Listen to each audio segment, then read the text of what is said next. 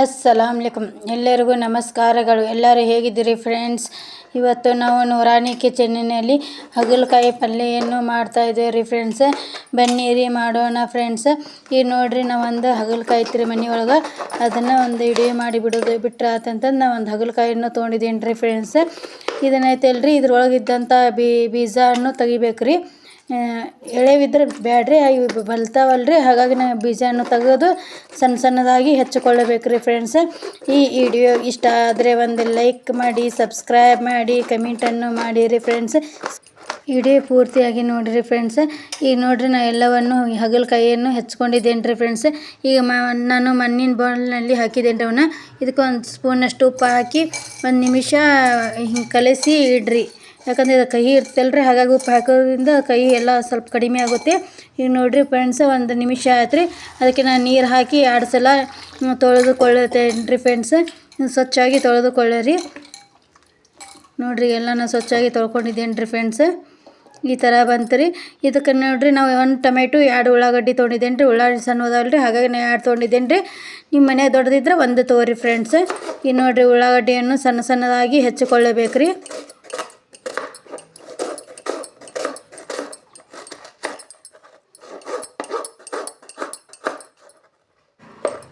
ಈ ಥರ ಎಲ್ಲವನ್ನು ಉಳ್ಳಾಗಡ್ಡಿ 2 ಹೆಚ್ಚಿಕೊಳ್ಳಿರಿ.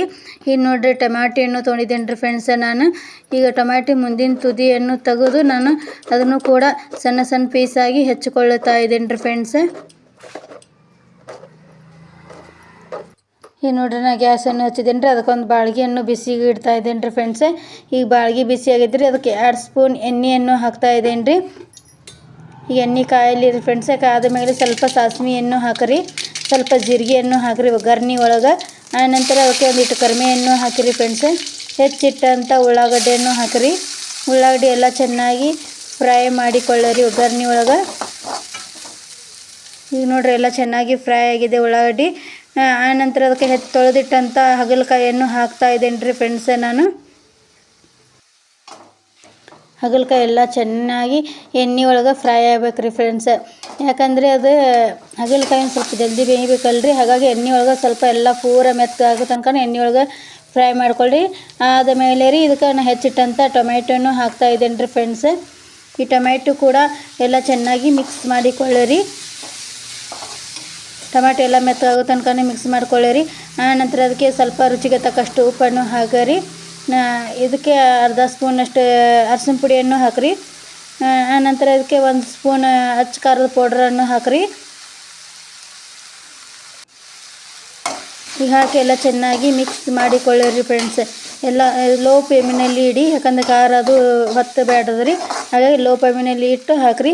ಇದಕ್ಕೆ 1/2 ಸ್ಪೂನ್ ಧನಿಯಾ ಪೌಡ್ರ್, 1/2 ಸ್ಪೂನ್ ಜೀರಾ ಪೌಡ್ರನ್ನು ಹಾಕ್ತಾ ಇದ್ದೇನೆ ರೀ. ಇದಕ್ಕೊಂದು ಸ್ವಲ್ಪ ಕೊತ್ತಂಬರಿಯನ್ನು ಹಾಕಿ ಎಲ್ಲ ಚೆನ್ನಾಗಿ ಮಿಕ್ಸ್ ಮಾಡಿಕೊಳ್ಳಿರಿ ಫ್ರೆಂಡ್ಸ್. ಈಗೆಲ್ಲ ಚೆನ್ನಾಗಿ ಮಿಕ್ಸ್ ಆಗಿದೆ ರೀ. ಇದಕ್ಕೆ ನಾನು ಒಂದು ಸ್ವಲ್ಪ ಹುಣಸೆಹಣ್ಣಿನ ರಸವನ್ನು ಹಾಕ್ತಾ ಇದ್ದೇನೆ ರೀ. ಹುಣಸೆಹಣ್ಣಿನ ರಸ ಕೂಡ ಹಾಕಿ ಚೆನ್ನಾಗಿ ಮಿಕ್ಸ್ ಮಾಡಿಕೊಳ್ಳಿರಿ. ಇವು ನೋಡ್ರಿ ಎಲ್ಲ ಚೆನ್ನಾಗಿ ಮಿಕ್ಸ್ ಆಗಿದೆ. ಇದಕ್ಕೆ ಸ್ವಲ್ಪ ಬೆಲ್ಲವನ್ನು ಹಾಕ್ತಾ ಇದ್ದೇನೆ ರೀ ನಾನು. ನಿಮ್ಮ ಬೆಲ್ಲ ತಿನ್ನಂಗಿಲ್ಲ ಅಂದರೆ ಸ್ಕಿಪ್ ಮಾಡ್ಬೋದು ರೀ, ಬೆಲ್ಲನೂ ಹಾಕ್ಲಾರಾಗೆ ಮಾಡ್ಬೋದು. ನಾ ಬೆಲ್ಲ ಹಾಕ್ತಾ ಇದ್ದೇನೆ ರೀ ಕಹಿ ಆಗೋ ಸಲುವಾಗಿ. ಅದಕ್ಕೆ ಇನ್ನೊಂದು ವಾಟೆದಷ್ಟು ನೀರನ್ನು ಹಾಕಿರಿ ಫ್ರೆಂಡ್ಸ್. ಯಾಕಂದರೆ ಇದು ಜಲ್ದಿ ಕುದಿದಿಲ್ಲಲ್ರಿ, ಹಾಗಾಗಿ ಇನ್ನೊಂದು ವಾಟೆ ನೀರು ಹಾಕಿ ಅದನ್ನು ಮುಚ್ಚಳನ್ನು ಮುಚ್ಚಿ ಒಂದು 5 ನಿಮಿಷವರೆಗೆ ಲೋ ಫ್ಲೇಮಿನಲ್ಲಿ ಕುದಿಸಿರಿ ಫ್ರೆಂಡ್ಸ್. ಈಗ ನೋಡಿರಿ ಒಂದು 5 ನಿಮಿಷ ಆಗಿದೆ, ಎಲ್ಲ ಚೆನ್ನಾಗಿ ಕುದ್ದು ಬಂದಿದೆ ನೋಡಿರಿ ನಮ್ದು ಹಾಗಲಕಾಯಿ ಪಲ್ಯ ರೀ. ಈಗ ನೋಡಿರಿ ಎಲ್ಲ ನೀರು ಕೂಡ ಹೋಗಿದೆ ರೀ, ಎಲ್ಲ ಚೆನ್ನಾಗಿ ಬಂದಿದೆ ರೀ. ಎಲ್ಲ ಜೀರಿಗೆ ವಾಸನೆ, ಧನಿಯಾ ಪೌಡ್ರ್ ವಾಸನೆ, ಎಲ್ಲ ಖಾರ ಉಪ್ಪು ಹುಳಿ ಮಸ್ತ್ ಘಮ ಅಂತಿದೆ ನೋಡಿರಿ ಫ್ರೆಂಡ್ಸ್. ಎಲ್ಲ ಟೇಸ್ಟ್ ಭಾಳ ಆಗುತ್ತೆ. ನೀವು ಈ ಥರ ಒಮ್ಮೆ ಮಾಡಿ ನೋಡಿರಿ ನಿಮ್ಮ ಮನೆ ಒಳಗೆ. ಇದು ರೊಟ್ಟಿ ಜೊತೆ ಅಥವಾ ಚಪಾತಿ ಜೊತೆ ಭಾಳ ಟೇಸ್ಟ್ ಆಗುತ್ತೆ ರೀ. ನೀವು ಒಮ್ಮೆ ಈ ಥರ ಮಾಡಿ ನೋಡಿರಿ ಫ್ರೆಂಡ್ಸ್. ಈ ವಿಡಿಯೋ ಇಷ್ಟ ಆದರೆ ಒಂದು ಲೈಕ್ ಮಾಡಿ, ಸಬ್ಸ್ಕ್ರೈಬ್ ಮಾಡಿ, ಕಮೆಂಟನ್ನು ಮಾಡಿರಿ. ಎಲ್ಲರಿಗೆ ಶೇರ್ ಮಾಡಿರಿ ಫ್ರೆಂಡ್ಸ್. ಧನ್ಯವಾದಗಳು ರೀ.